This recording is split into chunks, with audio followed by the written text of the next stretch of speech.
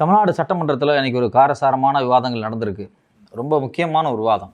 தமிழ்நாட்டையே புரட்டி போடுற அளவுக்கான ஒரு முக்கியமான ஒரு விவாதம். அதில் ஆதவர்ஜுனா அவர்கள்லாம் பேசும்போது கடந்த ஆட்சி காலத்தில் திரு மு.க. ஸ்டாலின் அவர்கள் செய்த நடவடிக்கை குறித்து பாராட்டியெல்லாம் கூட பேசியிருக்கார். அடிப்படையில் டீலிமிட்டேஷன் தொகுதி மறு அறைவை எப்படியாவது செஞ்சிடணும் அப்படின்னு ரொம்ப தீவிரமாக மோடி அரசாங்கம் இருக்கிறாங்க. அதில் குறிப்பாக பார்த்தீங்கன்னா இப்போவே வீடுகள் எல்லாமே சென்சஸ் எடுத்துகிட்டு இருக்காங்க. சென்சஸ் எல்லாமே ஆன்லைனில் எடுத்துக்கிட்டு இருக்காங்க. ரொம்ப வேகமாக சென்சஸ் எடுத்து முடிச்சுட்டா 27 இதை எக்ஸிக்யூட் பண்ணலாம். 29 எலெக்ஷன்லேயே அந்த டீலிமிட்டேஷனாக வேறு ஒன்றும் கிடையாது. இன்றைக்கி இருக்கக்கூடிய நாடாளுமன்ற உறுப்பினர்கள் எம்பிக்களுடைய எண்ணிக்கை அப்படியே அதிகப்படுத்துறது. கிட்டத்தட்ட 850 வரைக்கும் கொண்டு வரலாம் அப்படிங்கிறதான் திட்டம். டீலிமிட்டேஷன் அப்படிங்கிறது அப்படியே பிரித்து போடுறது. மக்கள் தொகை எண்ணிக்கையின் அடிப்படையில் இருக்கிற பாராளுமன்ற தொகுதிகளை இந்த 543 இருக்குதுன்னா அந்த 543 அப்படியே பிரித்து போடணும். அல்லது எண்ணிக்கையை அதிகப்படுத்தி நீங்கள் சொல்கிற மாதிரி 850க்கு அதிகப்படுத்தி அதை எல்லா மாநிலங்களுக்கும் பிரித்து போடணும். இது சென்சஸ் நடத்தி முடித்த உடனே செய்யணும் அப்படிங்கிறது இந்திய அரசியலமைப்பு சாசனம் சொல்கிறது. அதில் குறிப்பாக இதில் பிரச்சனை எங்கே வருது, ஏன் தொடர்ச்சியாக தமிழ்நாடு இதில் முக்கியமான ஸ்டேட்டாக குரல் எழுப்பிக்கிட்டே இருக்குது அப்படின்னா, மக்கள் தொகை பெருக்கத்தில் இருக்கக்கூடிய விகிதாச்சார வேறுபாடு தான். இப்போ நீங்கள் உத்தரப்பிரதேசத்தில் பார்த்தீங்க அப்படின்னா ஆவரேஜாக அங்கே இருக்கக்கூடியவங்க குழந்தை பெற்றுக்கக்கூடிய ரேஷியோ அப்படிங்கிறது 3 அல்லது 4, 3.5 அது மாதிரி ஆவரேஜாக 3 குழந்தை அல்லது 4 குழந்தை பெற்றுக்கிறாங்க. இப்போ தமிழ்நாட்டை பொறுத்த வரைக்கும் 1.5 தான், 1 அல்லது மேக்ஸிமம் தான் 2 குழந்தை. இப்போ பெரும்பாலும் 1 குழந்தை தான். ஸோ அப்போ என்ன ஆகுனா, உத்தரப்பிரதேசம், பீகார், மத்திய பிரதேசம், குஜராத், ராஜஸ்தான் இந்த மாநிலத்தில் மக்கள் தொகை பெருகிட்டே போகுது. இப்போ தமிழ்நாடு, ஆந்திரா, கேரளா, தெலுங்கானா, கன்னடா இந்த மாநிலத்தில் மக்கள் தொகை குறைஞ்சிக்கிட்டே வருது. நான் என்ன சொல்கிறது அப்படின்னா, நம்பர்ஸ் அல்ல, சதவீதம். ஒரு டெமோகிராஃபிக் இம்பேலன்ஸ் அப்படிங்கிறது நார்த் சவுத் மையப்படுத்தி உருவாயிருக்கு. நம்பர்ஸில் கூடியிருக்கும், ஆனால் சதவீதத்தில் குறைஞ்சிருக்கும். அதை ரொம்ப கவனமாக புரிஞ்சுக்கணும். ஸோ அப்போ இதில் என்ன பிரச்சனை? இப்போ உத்தரப்பிரதேசில் இருக்கக்கூடியவங்க அதிகமாக குழந்தை பெற்றுக்கிறதுனூடாக, பீகாரில் இருக்கக்கூடியவங்க மக்கள் தொகை பெருகுவதனூடாக என்ன பிரச்சனை அப்படின்னா, இப்போ இருக்கக்கூடிய பல விஷயங்களை மோடி அரசாங்கம் என்ன பண்ணுறாங்க அப்படின்னா, மக்கள் தொகையின் அடிப்படையில் தான் நாங்கள் எல்லாத்தையும் பிரிப்போம். இப்போ ஃபார் எக்ஸாம்பிள், நம்ம வரி கொடுக்குறோம். நம்ம 100 ரூபா வரி கொடுத்தா நமக்கு திருப்பி வர்றது 30 ரூபா 40 ரூபாய்க்குள்ள வந்துக்கிட்டு இருக்கு. இப்போ ஏன் வரி தரமாட்டேங்கிறீங்க திருப்பின்னு கேட்டால் 40 கிடையாது. ஆமாம், 29 பைசா அல்லது 28 பைசா ஒரு ரூபாய்க்கு. அது 1 ரூபாய்க்கு 30 ரூபா. நான் சொல்கிறேன், நான் 30 ரூபாய்னு ஒரு கணக்காக சொல்கிறேன். 100 ரூபாய்க்கு 30 ரூபா எடுத்துக்கிட்டு சரி 30 ரூபா திருப்பி கொடுத்துட்டு 70 ரூபாய் டெல்லி எடுத்துகிட்டு போயிருது. ஏங்க காசு தர மாட்டேங்கிறீங்கன்னு கேட்டால் உங்களுக்கு தான் மக்கள் தொகை குறைவாக இருக்கு. மக்கள் தொகை குறைவாக இருக்கிறது ஒரு காரணமாக சொல்லி காசை தர மாட்டேங்கிறாங்க. அது ஒரு முக்கியமான ஃபேக்டர். அதே மாதிரி மக்கள் தொகை குறைவாக இருக்கிறது காரணமாக வச்சு எம்பி சீட்டுகளை குறைக்கிறாங்க. இப்போ நீங்கள் தமிழ்நாட்டுக்கு எவ்வளோ எம்பி இருக்காங்க? 39 எம்பி இருக்காங்க. உங்களுக்கு எதுக்கு 39 எம்பி? உங்கள் மக்கள் தொகை தான் கம்பேரிட்டிவாக உத்தரப்பிரதேச கம்பேர் பண்ணும்போது உங்களோட சதவீதம் குறைஞ்சிருக்குல்ல. உங்களுக்கு 29 போதும். இப்போ அதிக மக்கள் தொகை இருக்கிற மாநிலங்களுக்கு இந்த சென்ஸ் இன்னும் கிளியராக சொல்லணும்னா, அதிகமாக குழந்தை பெற்றுக்கிட்ட மாநிலங்களுக்கு அதிக எம்பி சீட்டை கொடுத்துருவோம். மக்கள் தொகையை கட்டுப்படுத்தின மாநிலங்களுக்கு, குழந்தை பெற்றுக்கொள்வதை குறைத்த மாநிலங்களுக்கு கம்மியாக எம்பி சீட்டை கொடுத்துருவோம். இருக்கிற இந்த 543 பிச்சு போட்டு அவங்களுக்கு அதிகமாகவும் உங்களுக்கு கம்மியும் பண்ணிவிடுவோம் அப்படிங்கிறது தான் அந்த டீலிமிட்டேஷன் சொல்கிறது. அடிப்படையில் டீலிமிட்டேஷனை பிஜேபி பண்ணுது அப்படின்னு நம்ம எல்லாருமே பொதுவாக அதை பார்க்குறோம். அதில் பிஜேபி டீலிமிட்டேஷனை வைத்து ஒரு பாலிடிக்ஸ் பண்ணுறாங்க. அதை நம்ம பின்னாடி பேசுவோம். ஆனால் டீலிமிட்டேஷன் செய்யணும் அப்படிங்கிறது பிஜேபியினுடைய குரல் கிடையாது. அது கான்ஸ்டியூஷன் சொல்கிறது, அரசியலமைப்பு சட்டம். இந்த கான்ஸ்டியூஷனில் அதை எழுதும்போது இங்கே குடும்ப கட்டுப்பாடு அப்படிங்கிற திட்டம் நடைமுறைக்கு வரல அப்படிங்கிற அது விவாதத்திலே இல்லை. சும்மா அது ஆரம்பகட்ட ஒரு இதில் இருந்தது. இப்படி ஒன்று நடத்தப்படும் இந்தியாவில், இதன் மூலமாக எல்லா மாநிலங்களும் மக்கள் தொகையை குறைப்பாங்க, ஒரு சில மாநிலங்கள் குறைக்க மாட்டாங்க, ஒரு சிலவங்க அதிகமாக குறைப்பாங்க. இது எதுவுமே அப்போ இருக்குங்களுக்கு தெரியாது. இன்னொரு விஷயத்தை நான் அடிஷ்னலாக அதில் பதிவு பண்ணிடுறேன். இந்த விவாதத்துக்குள்ளே போகிறதுக்கு முன்னாடி, தமிழ்நாட்டில் மக்கள் தொகை குறைவாக இருக்குது, குழந்தை குறைவாக பெற்றுக்கிறாங்க, கேரளாவில் குறைவாக குழந்தை பெற்றுக்கிறாங்க, ஆனால் உத்தரப்பிரதேசம், பீகார் அந்த ஹிந்தி பெல்ட்டில் அதிகமாக குழந்தை பெற்றுக்கிறாங்க அப்படிங்கிறது நேச்சுரலாக நடக்கலை. இந்த வேரியேஷன், இந்த வித்தியாசம் அப்படிங்கிறது இயற்கையாக நடக்கவில்லை. 1970 ஒரு சட்டம் கொண்டு வராங்க, இந்திரா காந்தி எமர்ஜென்சி பீரியடில். அதுக்கு முன்னாடி இருந்தே வருது, குடும்ப கட்டுப்பாடு. 2 குழந்தைகளுக்கு மேலே பெற்றுக்காதீங்க. அப்புறம் பிற்பாடு 1 குழந்தை போதும் அப்படிங்கிற கேம்பெயின்லாம் கூட நடந்துச்சு. இது ஒரு அரசு திட்டம். நாம் இருவர் நமக்கு இருவர் அப்படின்ற இடத்துல ஆரம்பிச்சு, நாம் இருவர் நமக்கு ஏன் இருவர் அப்படிங்கிறது ஒருவர் நமக்கு ஒருவர்னு ஆயிடுச்சு. நல்ல வேலை, நாம் இருவர் நமக்கு எதுக்கு இன்னொருவர் நமக்கு குழந்தையே வேண்டாம் அப்படிங்கிற திட்டத்தை கொண்டு வராம விட்டாங்க. அது ரொம்ப முக்கியமான விஷயம். இப்போ என்னன்னா, இப்போ இது வந்து ஒரு கவர்மெண்ட் ப்ரோக்ராம். இந்த கவர்மெண்ட் ப்ரோக்ராமை நாம காதுல கேட்டு அந்த திட்டத்தை சிறப்பாக செயல்படுத்தணும். யாருன்னா தென்னிந்தியாவில். நீங்கள் அந்த காலத்தில் வந்து படத்துல எல்லாம் பார்த்தீங்கன்னாவே தெரியும், ஆண்களை கூட்டு போயே கருத்தடை பண்ணிடுவாங்க. அரிசி கொடுக்குறோம், ஹார்லிக்ஸ் டப்பா கொடுப்பாங்க, 500 ரூபா பணம் கொடுப்பாங்க, இந்த மாதிரி இதெல்லாம் கொடுத்து கூட்டிட்டு போய் பண்ணி விட்டுருவாங்க. அதாவது ஃபோர்ஸ்டு ஸ்டெரிலைசேஷன்லாம் நிறையா நடந்திருக்கு. அதாவது கட்டாயப்படுத்தி கருத்தடைகள் நடந்திருக்கு. எதுக்கு கூட்டு போய் பண்ண போறேன்னு சொல்லாமல் கூட்டு போய் எல்லாம் பண்ணிடுவாங்க. அதை வச்சு படத்துலேயே நிறைய காமெடியெல்லாம் வந்தது. ஆமாம், நிறைய படத்தில் காமெடி வந்திருக்கு. குறிப்பாக நீங்கள் வந்து 70, 80களில் வந்த படம் கிட்டத்தட்ட 90கள் வரைக்குமே அந்த படங்களில் பார்த்தீங்க அப்படின்னா நிறைய நேரம் பின்னாடி இருக்கக்கூடிய காட்சிகளில் வந்து முக்கோணம் போட்டிருப்பாங்க. முக்கோணம் போட்டு குடும்ப கட்டுப்பாடு குறித்தெல்லாம் நிறையா வசனங்கள்லாம் அதில் இருக்கும். இது இயல்பாக நடக்கக்கூடிய ஒரு விஷயம். ஸோ அப்போ இதுலேருந்து என்ன தெரியுது அப்படின்னா, குழந்தைகள் குறைவது, மக்கள் தொகை குறைவது அப்படிங்கிறது வந்து இயற்கையானது கிடையாது. அரசு கொண்டு வந்த திட்டமிட்டு செயல்படுத்தப்பட்டுச்சு. அந்த திட்டத்தை தமிழ்நாடு சரியாக ஃபாலோ பண்ணுச்சு. உத்தரப்பிரதேசமோ பீகாரோ ஃபாலோவே பண்ணலை, வட இந்தியா ஃபாலோ பண்ணலை. ஸோ அப்போ திட்டத்தை ஃபாலோ பண்ணாதனால அவங்களுக்கு இப்போ வந்து பெரிய அட்வான்டேஜ் நடக்குது. திட்டத்தை ஃபாலோ பண்ண தென்னிந்தியாவுக்கு இப்போ டிஸ்அட்வான்டேஜாக மாறிடுச்சு. பெரிய மோசமான விளைவுகளை கொடுத்துருச்சு. ஏன்னா எம்பி சீட்டு. இப்போ நீங்கள் இந்த அரசியலமைப்பு சாசனம் எழுதுனப்ப இப்படியெல்லாம் நடக்க போகுது, குடும்ப கட்டுப்பாடு வரப்போகுது, அதை ஒரு சிலர் சரியாக ஃபாலோ பண்ணுவாங்க, பெரும்பான்மையானவர் ஃபாலோ பண்ண மாட்டாங்க, இப்படியெல்லாம் நடக்கும் அப்படிங்கிறதெல்லாம் இப்போ விவாதமாக இல்லை. அதனால் அவங்க என்ன பண்ணாங்கன்னா, சரி எம்பி சீட்டை பிரிக்கும் போது மக்கள் தொகை அடிப்படையில் பிரிச்சிடலாம் அப்படின்னு கான்ஸ்டியூஷனை டிசைட் பண்ணாங்க. அப்போ ஒவ்வொரு முறை மக்கள் தொகை கணக்கெடுப்பு நடத்தும் போதும் அதில் வரக்கூடிய வேரியேஷனுக்கு ஏற்ப நீங்கள் சீட்டை மாற்றி போட்டுருங்க அப்படின்னு கான்ஸ்டியூஷனில் ஆர்டிகிள் 81 அண்ட் 82 இந்த 2 பிரிவுகளை சேர்த்தாங்க. ஆனால் எப்போ நீங்கள் குடும்ப கட்டுப்பாடு அப்படின்னு ஒரு திட்டத்தை உள்ளே கொண்டு வந்து மக்கள் தொகையை குறைப்பதை அரசாங்கத்தினுடைய திட்டமாக முன்வைத்தீர்களோ அப்போவே அந்த பிரிவு நீக்கப்பட்டிருக்கணும். ஸோ பாப்புலேஷன் அப்படிங்கிற விஷயத்தை ஒரு க்ரைட்டீரியாவாக இந்த டீலிமிட்டேஷனுக்கு வைப்பது அப்படிங்கிறத அப்போவே குடும்ப கட்டுப்பாடு திட்டத்தை வைக்கும்போதே நீக்கியிருக்கணும்.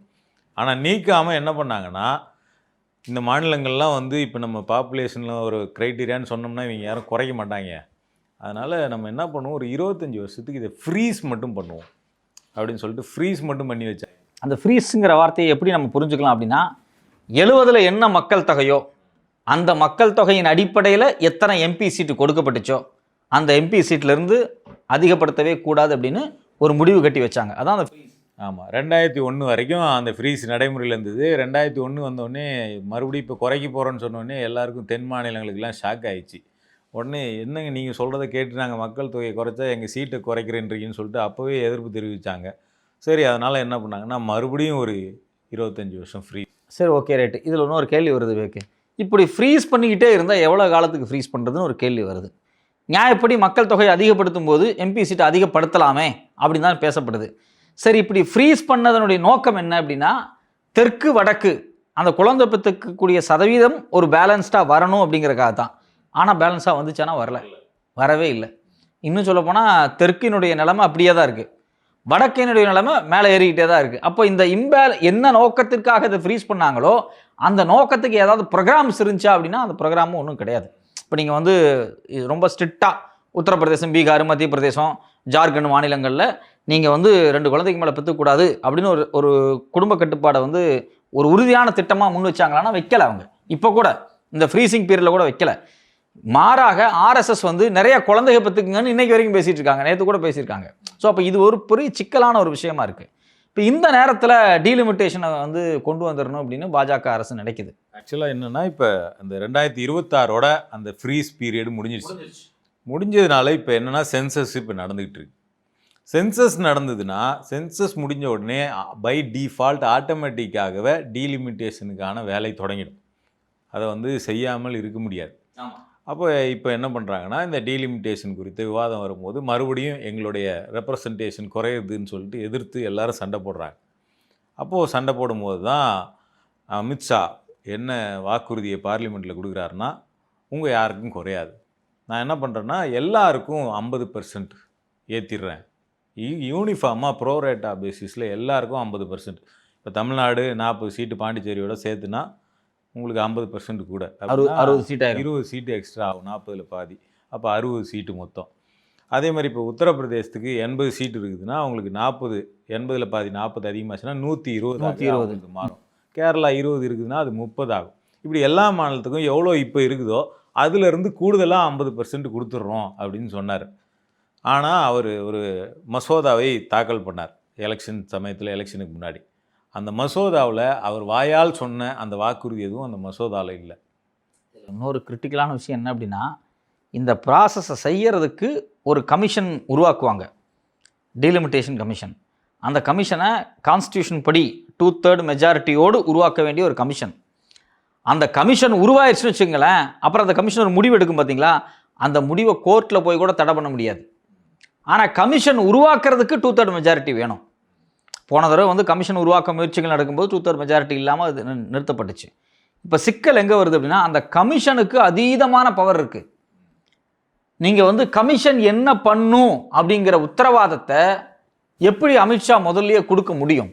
அதுவே ஒரு கான்ட்ரவர்சியான ஒரு விஷயம்தான். ஆக்சுவலாக என்னென்னா, கமிஷன் முடிவு எடுக்கிறதுங்கிறத தாண்டி கான்ஸ்டியூஷனுக்கு எதிராக கமிஷன் முடிவு எடுக்க முடியாது. ஆமாம், கான்ஸ்டியூஷனுக்கு எதிராக யாருமே முடிவு எடுக்க முடியாது. அப்போ கான்ஸ்டியூஷன் என்ன சொல்லுது? பை டிஃபால்ட்டாக பாப்புலேஷன் அடிப்படையில் தான் இந்த சீட்டுகள் பிரிக்கப்படணும் அப்படின்னு கான்ஸ்டியூஷன் சொல்லுது. ஆனால் அப்போ நான் அமித்ஷா என்ன சொல்கிறாரு, பாப்புலேஷன் அடிப்படையில் நாங்கள் பண்ண மாட்டோம்னு சொல்கிறார்.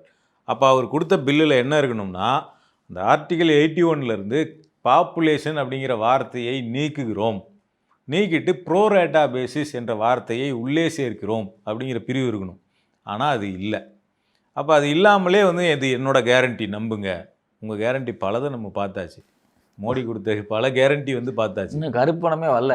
10-15 வருஷம் ஆக போகுது, கருப்பு பணம் இன்னும் வந்து சேரல வீட்டுக்கு. அப்போது ஒரு அரசாங்கம், எந்த ஒரு அரசாங்கமும் யாரோட கேரண்டின்னு நம்பணும்னு அவசியம் இல்லை. மக்களுக்கு தேவை வந்து கான்ஸ்டியூஷனல் கேரண்டி தான் தேவை. தனிநபர் கேரண்டி, பிரதமர் கேரண்டி, உள்துறை அமைச்சர் கேரண்டி, இவங்க கேரண்டிலாம் தேவை. கான்ஸ்டியூஷனல் கேரண்டி தேவை. அப்போ கான்ஸ்டியூஷனில் நீங்கள் அமெண்ட் பண்ண போகிறதுக்கான பில்லு கொண்டு வந்தீங்க. அந்த பில்லில் என்ன இருந்ததுன்னா, 550 சீட்டு தான் மேக்சிமம், அதுக்கு மேலே ஏற்றக்கூடாது இந்தியாவின் பார்லிமெண்ட்டு சீட்டுகளை அப்படிங்கிறது விதி. அந்த 550 சீட்டை 850 வரைக்கும் நாங்கள் உயர்த்திக்கிறோம் அப்படிங்கிறது தான் அந்த கான்ஸ்டியூஷனல் அமெண்ட்மெண்ட் பில்லில் இருந்தது. இந்த பாப்புலேஷனை நீக்கிறது இல்லவே இல்லை. அப்போ நான் வந்து ஒரு புது சட்டம் போட்டு அல்லது கமிஷன் மூலமாக பாப்புலேஷனுக்கு பதிலாக ப்ரோரேட்டா பேசிஸை சேர்த்துட்டு உங்களுக்குலாம் சீட்டை பிரித்து கொடுத்துட்றேன் அப்படின்னு அமித்ஷா சொன்னார்னா, ஒருவேளை அதை அந்த கமிஷன் செய்தாலும் சுப்ரீம் கோர்ட் அதை அன்கான்ஸ்டியூஷனல்னு சொல்லி நீக்கிடும். ஸோ அப்போ இந்த பாப்புலேஷனுங்கிற வார்த்தையை நீக்காமல் எதுவுமே இங்கே பண்ண முடியாது. டீலிமிட்டேஷன் நியாயமாக நடக்கவே நடக்காது, பாப்புலேஷனுங்கிற வார்த்தையை நீக்காமல். அப்போது இதில் என்னென்ன வழிகள்லாம் இருக்குது அப்படிங்கிறது தான் இன்றைக்கி பெரிய விவாதமாக. இன்றைக்கி சட்டமன்றத்துலேயும் பெரிய விவாதம் நடந்திருக்கு, இந்தியா லெவலில் ஒரு பெரிய விவாதமாக போயிட்டுருக்கு. என்ன பண்ணலாம்? இவ்வளோ ஒரு கிரிட்டிக்கலான ஒரு சுச்சுவேஷனாக இருக்குது, இப்போ என்ன பண்ணுறது அப்படின்னு கேள்வி வருது. இப்போ வந்து ஒரு சிலர் இப்போ தாவேக அரசுலேருந்து ஒரு தீர்மானம் கொண்டு வராங்க. டீலிமிட்டேஷனே கூடாது, நோ டீலிமிட்டேஷன் அப்படிங்கிறாங்க. திமுக முன்னாடி இருந்தே அவங்களோட நிலைப்பாடு வந்து ஃபேர் டீலிமிட்டேஷன் அப்படிங்கிறதா. எனக்கு உரியது நீ கொடுத்துருப்பா அப்படிங்கிறது தான் ஃபேர் டீலிமிட்டேஷன். 7.2%. அது என்ன 7.2%னா, 1971 தமிழ்நாட்டினுடைய மக்கள் தொகை ஒட்டுமொத்த இந்திய மக்கள் தொகையில் 7.2%. அதனால் என்ன பண்ணாங்கன்னா, மொத்தமாக எவ்வளோ பார்லிமெண்ட் சீட் இருக்கோ அதில் 7.2% சீட்டு உங்களுக்கு. அப்போ 543 சீட்டில் 7.2%ங்கிறது 39. அதன் அடிப்படையில் தான் தமிழ்நாட்டுக்கு அந்த 39 சீட்டு அப்படிங்கிறது நிர்ணயிக்கப்பட்டுச்சு. அப்போ இப்போ என்ன சொல்கிறாங்கன்னா, திமுக சைட்லேருந்து எங்களுக்கு 7.2% இருக்குது, நீ எத்தனையா உயர்த்தினாலும் 7.2% அப்படிங்கிறது எங்களுக்கு உறுதி பண்ணப்படணும். அதுதான் ஃபேர் டீலிமிட்டேஷன் அப்படிங்கிறது.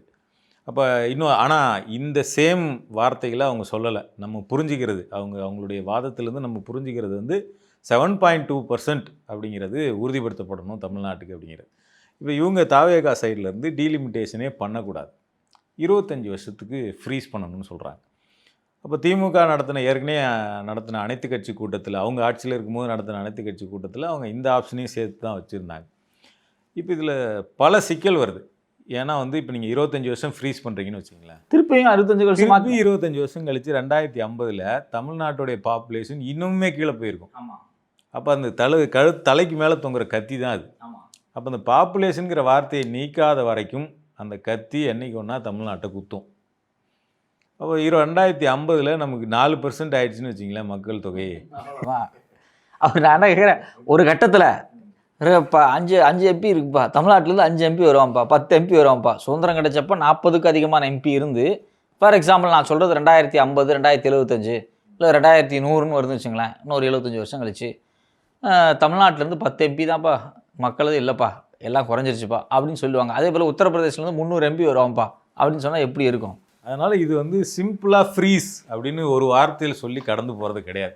என்னென்னா தாவேகாவுக்கு எம்பி இல்லை, ஒரு எம்பி கூட இல்லை, அதனால் அவங்க யாருக்கும் ஓட்டு போட போகிறது இல்லை, யாருக்கும் பதில் சொல்ல வேண்டிய அக்கௌண்டபிளும் அவங்களுக்கு கிடையாது. அவங்களுக்கு தான் எதை பற்றியும் கவலை இல்லையே. அதனால் சிம்பிளாக என்ன சொல்லிடுறாங்கன்னா இன்னொரு 25 வருஷம் ஃப்ரீஸ் பண்ணு. டெல்லியில் என்ன சட்டம் வந்தாலும் எங்களுக்கு அதை பற்றி கவலை கிடையாது, எங்களுக்கு ஓட்டு போடுறாங்க ரசிகர்கள், நாங்கள் சிஎம்மாக மட்டும் இருந்துக்கிறோம்.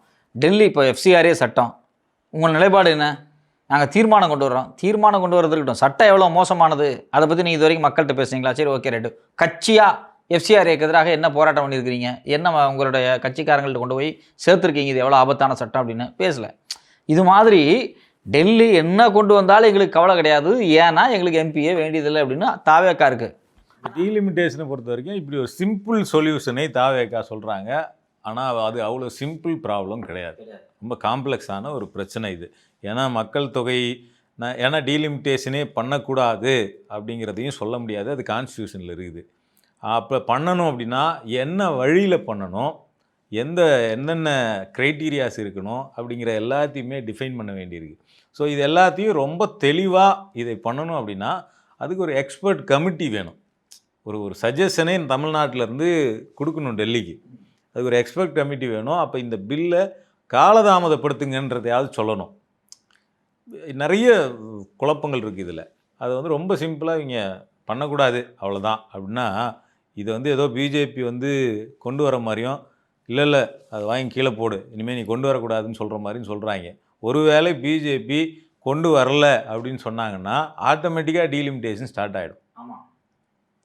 இப்போ பிஜேபி இதை வச்சு ஒரு பாலிடிக்ஸ் பண்ணுறாங்கன்னும் போது அவங்களோட திட்டம் என்னென்னா இதை 850 அதிகப்படுத்துறது, அதிகப்படுத்திட்டு வட மாநிலங்கள் முழுக்க இல்லது இந்தியா முழுக்க முஸ்லீம்ஸ் பெரும்பான்மையாக இருக்கக்கூடிய தொகுதிகள் அல்லது பாஜக ஜெயிக்க முடியாத தொகுதிகள், இந்த தொகுதியெல்லாம் உடச்சி பிரித்து போட்டு வேறு தொகுதியோடு சேர்த்து விட்டு அவங்க ஜெயிக்கிறதுக்கு பிளான் பண்ணுறாங்க. அது ரெண்டாவது இருக்கக்கூடிய முக்கியமான சிக்கல். முதல்ல டீலிமிட்டேஷன், இப்போ பாப்புலேஷன் பேஸான ஒரு சிக்கலை பேசிகிட்டு இருக்கோம். டீலிமிட்டேஷனை 7.2% தமிழ்நாட்டுக்கு கொடுத்தாலும் நமக்கு உரிய ஒன்றும் இல்லைக்கு பாப்புலேஷன் பேசிஸ் வேண்டாம், ப்ரோரேட்டா பேசிஸ்ன்னு சொல்லிட்டா கூட இவங்க பிரிக்கும் போது எப்படி பிரிப்பாங்க அப்படின்னா, இப்போ ஃபார் எக்ஸாம்பிள் இப்போ கன்னியாகுமரி மாவட்டம் இருக்குது அப்படின்னா, கன்னியாகுமரியில் கிறிஸ்தவர்கள் அதிகமாக இருக்கிறாங்க அப்படிங்கும்போது கன்னியாகுமரி மாவட்டத்தை வந்து கிறிஸ்தவர்கள் அதிகமாக இருக்கிறத 2-3 உடைச்சி வேறு மாவட்டங்களோட இணைச்சி வெற்றியை, அதாவது வெற்றி தோல்வியை சிறுபான்மை மக்கள் கிறிஸ்தவரும் முஸ்லீமும் முடிவு பண்ணல. தூத்துக்குடி பார்டரில் இருக்கக்கூடிய ஊரெலாம் தூத்துக்குடி தொகுதியோடு சேர்த்து விட்டுட்டு, இந்த பக்கம் இருக்க ஊரெலாம் திருநெல்வேலியில் சேர்த்து விட்டு, வேறு ஊரெலாம் வேறு தொகுதியில் சேர்த்து விட்டு, கடைசியில் கன்னியாகுமரின்னு ஒரு தொகுதியே இருக்காது. இப்போ நீங்கள் இப்போ ஒன்றும் இல்லை, இப்போ உதயநிதி ஸ்டாலின் அவர்கள் வந்து சேப்பாக்க தொகுதியில் ஜெயிச்சிருக்காரு, அங்கே இஸ்லாமிய ஓட்டு கணிசமாக இருக்குது. ஓஹோ, இங்கே அவர் நிற்கிறாரு, அவருக்கு இஸ்லாமியர்கள் ஓட்டு போடுறாங்க, இஸ்லாமியர்கள் ஓட்டே போடாமல் மாதிரி பண்ணுவாங்க, அந்த ஏரியாவை மட்டும் எடுத்து வேறு தொகுதியில் மயிலாப்பூரில் சேர்த்து விடு, பிரித்து உடச்சி கொண்டு மயிலாப்பூரில் சேர்த்து விடு, எங்கேயோ 4 பக்கம் சேர்த்து விடு. அப்போ என்ன ஆகும் அப்படின்னா, இந்த சிறுபான்மையின மக்கள் அவங்களுக்கான உரிமையை, அந்த ஓட்டுக்கான மதிப்பை இழக்கச் செய்கிறதும் இங்கே ஒரு முக்கியமான வேலையாக இதில் பார்க்க முயற்சி பண்ணுறாங்க பாஜக. அப்போ அவங்களோட அரசியலுங்கிறது அதை சுற்றி இருக்குது. அப்போ இதுக்கு வந்து நம்ம பல வகைகளில் இதை எப்படினாலும் டீலிமிட்டேஷன் வந்தாகணும், வேறு வழி இல்லை, கான்ஸ்டியூஷன் சொல்லிடுச்சு. அப்போ அது என்ன வகையில் கொண்டு வரணும், அதில் என்னென்ன மாற்றங்கள் பண்ணணும், என்னென்ன செக் பாயிண்ட்டை பிஜேபிக்கு வைக்கணும், இப்படின்னு பல விஷயங்கள் அதில் இருக்குது. அதில் குறிப்பாக ஏற்கனவே தமிழ்நாடு அரசு எடுத்த இனிஷியேட்டிவ் வந்து குரியன் ஜோசப் கமிட்டியினுடைய ரிப்போர்ட், மத்திய அரசின் மத்தியன்னு சொல்லக்கூடாது, கட் பண்ணுறேன், ஒன்றிய மாநில அரசுகளுக்கு இடையிலான உறவுகளை ரீடிஃபைன் பண்ணணும் அப்படின்னு ஒரு கமிட்டியை ஸ்டாலின் வந்து போட்டாங்க, ஜஸ்டிஸ் குரியன் ஜோசப் தலைமையில். அந்த கமிட்டியோட ரிப்போர்ட்டில் டீலிமிட்டேஷன் ஒரு முக்கியமான விவாதம். அதில் என்ன சொல்லியிருக்கிறாங்கன்னா, நிறைய ஆப்ஷன்ஸ் சொல்கிறாங்க. அதில் ஒரு முக்கியமான ஆப்ஷன் என்னென்னா, இந்த மாதிரி இப்போ யூபிக்கு நம்ம சொன்னோம்ல 80லேருந்து 120 ஆகிடும்னு. இப்போ 120 தொகுதியை ஒரு ஸ்டேட் வச்சுருக்குது அப்படிங்கிறது வந்து அப்போ அதனால் வந்து ஒரு பெரிய ஸ்டேட், ஒரு 4-5 பெரிய ஸ்டேட் மட்டுமே பார்லிமெண்ட்டில் ஒரு ஆக்கிரமிப்பு அல்லது அதிகார சக்தியாக இருக்கும். சின்ன மாநிலங்களின் குரல் வெளியிலேயே கேட்காது. அப்போ என்ன சொல்கிறாங்கன்னா, எந்த ஒரு மாநிலத்துக்குமே ஒரு குறிப்பிட்ட எல்லையை தாண்டி சீட்டு போகக்கூடாது. ஒரு எல்லை, ஒரு சீல் ஃபிக்ஸ் பண்ணுங்கள். அதாவது இப்போ ஒரு 90 சீட்டு அப்படின்னு ஃபிக்ஸ் பண்ணிட்டோம்னா, சீல்னா அதிகபட்சம் ஒரு ஸ்டேட்டுக்கு 90 சீட்டு தான் இருக்க முடியும். இப்போ எப்படி நிலத்துக்கெலாம் ஒரு உச்சவரம்பு வச்சுருக்காங்கல்ல, இஷ்டத்துக்கு 1000 ஏக்கர் 2000 ஏக்கர்னு ஒரு ஆள் வச்சுருக்க முடியாது. ஒரு உச்சவரம்புன்னு ஒன்று சீல் ஃபிக்ஸ் பண்ணி கொண்டு வந்தாங்க இல்லைங்களா, அந்த மாதிரி எந்த ஒரு ஸ்டேட்டுக்குமே 90 அல்லது 100க்கு மேலே சீட்டு இருக்கக்கூடாது அப்படின்னு ஒரு உச்ச கேப் அப்படிங்கிறது ஃபிக்ஸ் பண்ணுறது. இதை வந்து எப்படி சொல்கிறாங்கன்னா, யூரோப் பார்லிமெண்ட்டினுடைய மாடல்லேருந்து சொல்கிறாங்க. ஆல்ரெடி யூரோப்பினுடைய பார்லிமெண்ட்டில் அதனுடைய பல நாடுகள் இருப்பாங்க. அதில் ஜெர்மனி, யூகே, பல நாடுகள் வந்து யூரோப்பினுடைய பார்லிமெண்ட்டில் இருப்பாங்க. அந்த பார்லிமெண்ட்டில் வந்து 96 அப்படிங்கிறது வந்து அங்கே வந்து கேப்பாக ஃபிக்ஸ் பண்ணியிருக்கிறாங்க. நீங்கள் எவ்வளோ பாப்புலேஷன் ஏறினாலும் உங்களுக்கு 96 சீட்டு தான் அதிகபட்சமாக ஒரு ஹை பாப்புலேஷன் கொண்ட ஒரு நாட்டுக்கு 96 சீட்டு தான் இருக்க முடியும். மீதியை மற்ற நாடுகள்லாம் பகிர்ந்துக்குவாங்க. அப்போ அந்த மாதிரியான ஒரு கேப் ஃபிக்ஸ் பண்ணால் தான் இதில் வந்து ஒரே சில பெரிய மாநிலங்கள் மட்டுமே ஆக்கிரமிக்கிறத தடுக்க முடியும் அப்படின்றது ஒரு சஜஷன். இன்னொரு சஜஷன் என்னென்னா, முக்கியமானது வந்து இந்த ஃப்ரீஸ் பண்ணுற டைம் பீரியட் இருக்குல்ல, அதை 100 வருஷத்துக்கு ஃப்ரீஸ் பண்ணணும் அப்படின்னு சொல்கிறாங்க. 125 வரைக்கும், 2126 வரைக்கும், 26 வரைக்கும். ஸோ ஏன் அந்த 100 இயர்ஸ் அப்படிங்கிறத வந்து ஃபிக்ஸ் பண்ணுறாங்க அப்படின்னா, இந்த தமிழ்நாட்டுக்கும் உத்தரப்பிரதேசத்துக்கும் இடையில் இருக்கக்கூடிய அந்த பிறப்பு விகிதத்தில் இருக்கக்கூடிய வித்தியாசம் இருக்குல்ல, இதை வந்து அவங்க டவுன் பண்ணி கொண்டு வர்றதுக்கான ஒரு பீரியட். அதுக்கான ஒரு வேலை திட்டமும் தேவை. 100 வருஷம் ஃப்ரீஸ், இப்போ ஏற்கனவே நம்ம 50 வருஷம் ஃப்ரீஸ் பண்ணோம். 50 வருஷம் ஃப்ரீஸ் பண்ணதில் ஏதாவது அவுட்புட் வந்திருக்கா அப்படின்னா பெரிய அவுட்புட் வரலை. அப்போ அடுத்த 100 வருஷத்துக்கு நம்ம பண்ணுறோம்னா ஏதோ ஒரு வேலை திட்டத்தோடு அதையும் பண்ணணும். அவங்க எந்த அடிப்படையில் அதை சொல்கிறாங்கன்னா, அந்த மக்கள் தொகை விகிதம் மாறுபட்டு வரக்கூடிய அந்த கால்குலேட் பண்ணி குறைந்தபட்சம் 100 ஆண்டுகள் இது தேவைப்படும். எல்லா மாநிலங்களுக்கும் அந்த கிட்டத்தட்ட சேமான அந்த ஃபெர்டிலிட்டி ரேட்டுக்குள்ளே வர்றதுக்கு குறைந்தபட்சம் 100 ஆண்டுகள் தேவைப்படும் அப்படின்னு கால்குலேட் பண்ணி தான் 25 வருஷமெல்லாம் பத்தாது. 25 வருஷத்தில் எந்த மாற்றமும் வராது. குறைந்தபட்சம் 100 ஆண்டுகளுக்கு இதை ஃப்ரீஸ் பண்ணணும். அப்போ தான் எல்லா மாநிலங்களுடைய ஃபெர்டிலிட்டி ரேட்டுமே ஒரே ரேஞ்சுக்குள்ளே வரும். அப்போ தான் நம்ம இதை குறித்து விவாதிக்கவே முடியும் அப்படிங்கிற விஷயத்தை அவங்க முன் வச்சுருக்கிறாங்க. அப்போ இந்த 2 சொல்யூஷன், இது இல்லாமல் இன்னும் சில சொல்யூஷன்ஸையும் முன் வைக்கிறாங்க. அப்போ இது எல்லாத்தையும் சேர்த்து வச்சு ஒரு தமிழ்நாட்டிலிருந்து எங்களுடைய டிமாண்ட் இது. இப்போ அனைத்து கட்சி கூட்டத்தை கூட்டினா தான் இதெல்லாம் விவாதிக்கவே முடியும். ஆமாம், இவர் அனைத்து கட்சி எம்பிக்களை கூட்டுறார், அனைத்து கட்சிகளெல்லாம் கூட்டுறதில்லை. எம்பிக்களை மட்டும் கூட்டி இவர் ஏதோ பிரதமர் மாதிரி எம்பிக்களை மட்டும் கூட்டி தனியாக மீட்டிங் போடுறார். இப்போ அனைத்து கட்சியை கூட்டி இப்போ நம்ம என்ன பண்ணலாம், என்னென்ன சஜஷன் வைக்கலான்னு எல்லாருக்கிட்டையும் கருத்து வாங்கி அந்த சஜஷனை கொண்டு போய் டெல்லியில் சப்மிட் பண்ணி இப்படி ஒரு தீர்வை தான் நாங்கள் டீலிமிட்டேஷனில் எதிர்பார்க்குறோம், இதுதான் ஃபேர் டீலிமிட்டேஷன், இது இல்லைன்னா நாங்கள் ஏற்றுக்க மாட்டோம் அப்படின்னு சொல்லணும். டீலிமிட்டேஷனே வேணாம் அப்படின்னு சொல்கிறது வந்து அது கான்ஸ்டியூஷன் அதுக்கு அனுமதிக்காது. ரெஸ்பான்சிபிலிட்டியை தள்ளி போடக்கூடிய ஒரு வேலை. அதாவது நமக்கு ஒரு வாய்ப்பு வருது, ஒரு விஷயத்தை சரி செய்யணும், அந்த சரி செய்கிறதுக்கு உங்களுக்கு தைரியம் இல்லை அப்படின்னா பாஜகவை பகைச்சிக்க முடியாது அப்படின்னா அது சாத்தியம் கிடையாது. நோ டீலிமிட்டேஷன் அப்படிங்கிறது சாத்தியம் கிடையாது. 25 வருஷம் ஃப்ரீ சொன்னால் சாத்தியம், அது பிஜேபி மனசு வச்சாதான் சாத்தியம். இப்போ அதுக்கு பதிலாக அது வந்து இன்னுமே அது தலையில் தொங்கிட்டு இருக்கக்கூடிய கத்தியாக தான் இருக்கும். அப்போ அதுக்கு பதிலாக ஒரு முறையான தீர்வு என்னங்கிறத கரெக்டாக கொண்டு போய் பாயிண்ட்ஸை வச்சு மற்ற மாநிலங்களையும் கன்வின்ஸ் பண்ணி வேலை செய்யக்கூடிய இடத்துல இருக்கக்கூடிய தாவேக அரசு என்ன பண்ணுறாங்கன்னா, அவங்களுக்கு எம்பி இல்லை, நம்ம இந்த விஷயத்தில் நமக்கு அழுத்தம் எதுவும் இல்லைன்னு சொல்லிட்டு நோ டீலிமிட்டேஷன் அப்படின்னு சிம்பிளாக சொல்லிட்டு போகிறாங்க. அது வந்து ஒரு அரசுக்கு அழகு கிடையாது. அது வந்து பெரிய ஆபத்தானது. இது வந்து ஏதோ ஒரு வகையில் வந்து பாஜக அரசுகிட்ட நம்ம கெட்ட பேர் வந்துடக்கூடாது அப்படின்னு எஸ்கேப் ஆகிறதுக்கான ஒரு நடைமுறை தான் அவங்க செய்கிறாங்க. தொடர்ச்சியாக பல விஷயங்களில் இந்த தாவேக அரசு வந்து பாஜக கிட்ட பகைச்சிக்கூடாது, அவங்க நாளைக்கு நம்மளுக்கு ஏதாவது ஒன்று பண்ணிடுவாங்கங்கிற பயத்தில் மாநில உரிமைகளை வந்து படிப்படியாக அவங்க விட்டு கொடுத்துருவாங்க. இப்போவும் அந்த குரியன் ஜோசப் கமிட்டி வந்து ஆட்சி மாறினதுக்கு பிறகும் அவங்க வேலை பார்த்துட்டு இருக்காங்க.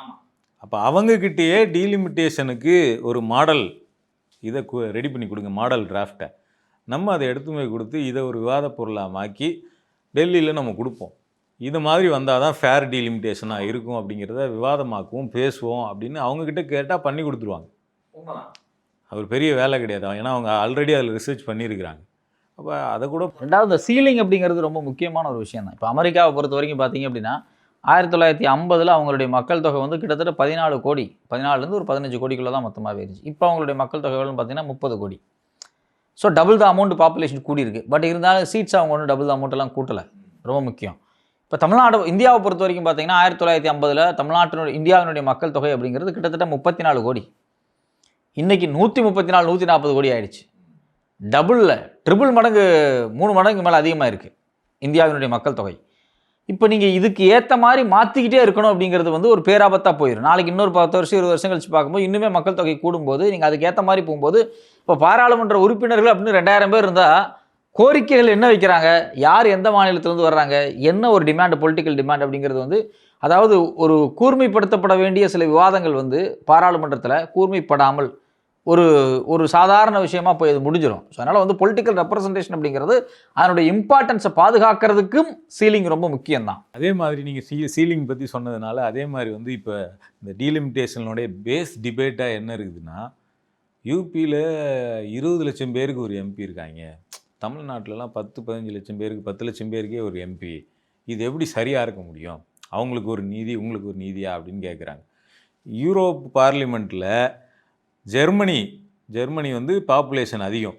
ஜெர்மனியில் வந்து அவங்களுக்கு வந்து ஒரு சீட்டு 8 லட்சம் பேருக்கு, 8.7 லட்சம் பேருக்கு ஒரு சீட்டு. இதே வந்து டென்மார்க் எடுத்துக்கிட்டோம்னா அவங்களுக்கு வந்து பார்த்தோம்னா 4 லட்சம் பேருக்கு ஒரு சீட்டு. அதே மாதிரி மால்டா அந்த நாடை எடுத்துக்கிட்டோம்னா வெறும் 95,000 பேருக்கு ஒரு சீட்டு. ஸோ வந்து ஒரு ஒரு ஒரு பார்லிமெண்ட்டில் ஒரு எம்பி இருக்கிறாரு, அவரை தேர்ந்தெடுக்கிறோம் அப்படின்னா அவர் வந்துட்டு ஊரில் வந்து ரோடு போடுற வேலையோ, குழா சரி பார்க்குற வேலையோ, சாக்கடை சரி பார்க்குற வேலையோ பண்ண போகிறது கிடையாது. ஒரு எம்பியினுடைய வேலை என்னென்னா அந்த தொகுதியில் இருக்கக்கூடிய மக்களினுடைய கோரிக்கையை பார்லிமெண்ட்டில் பேசுகிறது. அது ஒன்று. அந்த தொகுதி மக்களினுடைய பிரதிநிதியாக பாலிசியை ரிவ்யூ பண்ணி பாலிசியில் என்ன முடிவு எடுக்கலாம் அப்படிங்கிறத பார்லிமெண்ட்டில் விவாதிக்கிறது. நீங்கள் சொல்கிறது மைக்ரோ லெவலில் ஒரு விஷயம். இதை விட ஒட்டுமொத்த இந்தியாவுக்கும் என்ன தேவை, வெளியுறவு கொள்கைக்கு இந்தியாவுக்கு என்ன தேவை, பாதுகாப்பு கொள்கையில் இந்தியாவுக்கு என்ன தேவை, அது மட்டும் இல்லாமல் நீங்கள் வந்து ஒரு தொழில் தொடர்பு துறையில் இந்தியாவுக்கு என்ன தேவை, வணிகமாக இந்தியாவுக்கு என்ன தேவை அப்படின்னு ஒரு பிராட் பெர்ஸ்பெக்டிவ்லையும் ஒரு எம்பி யோசிக்க வேண்டியதாக இருக்குது. இந்தியாவுக்கு தேவையில்லாத ஒரு பாலிசி வந்தாலும் அந்த தொகுதி மக்களின் குரலாக அதை எதிர்க்கிறது. ஆமாம், அவரோட வேலை. ஆமாம். ஸோ இதுக்கு தான் ஒரு எம்பியை தேர்ந்தெடுக்கிறோம். அதனால் இதில் வந்து 20 லட்சம் பேருக்கு ஒருத்தர், 10 லட்சம் பேருக்கு ஒருத்தர், இது எப்படி நியாயங்கிறதெல்லாம் வந்து லாஜிக்கான டிபேட்டே கிடையாது தான் ரொம்ப முக்கியமானது. ஸோ அதனால் வந்து தாவேக அரசு வந்து தன்னுடைய பொறுப்பை வந்து தட்டி கழிக்காமல் ஒரு சீரியஸாக இன்றைக்கி இருக்கக்கூடிய குரியன் ஜோசப் அமர்வை வந்து திருப்பி ஏற்கனவே அவங்க ஒரு அறிக்கை கொடுத்துருக்குறாங்க. இன்னொரு மாடல் டீலிமிட்டேஷனாக அவங்களை ப்ரிப்பேர் பண்ண சொல்லலாம். வேறு மாதிரி இதை பண்ணால் எப்படி பண்ணலாம், ஃப்ரீஸ் பண்ணாலும் என்ன வேலை திட்டத்தை முன்வைக்கலாம், ஃப்ரீஸ் பண்ணுறோம் 100 வருஷத்துக்கு என்ன வேலை திட்டம். இந்த கூட்டத்தொடரில் டீலிமிட்டேஷன் பில் வரப்போகிறது. ஆமாம். ஸ்டில் வந்து உடனடியாக அவங்கள வேலை பார்க்க சொன்னால் அடுத்த 1 வாரம் அல்லது 2 வாரம் 1 மாத காலத்துக்குள்ளே ஒரு மாடல் டிராஃப்ட் எடுத்து அதை உடனடியாக இந்தியா முழுக்க விவாத பொருளாக்குற வேலை வந்து ரொம்ப முக்கியமான பார்க்கலாம். பொறுத்திருந்து பார்ப்போம் செய்கிறாங்களா அப்படின்னா.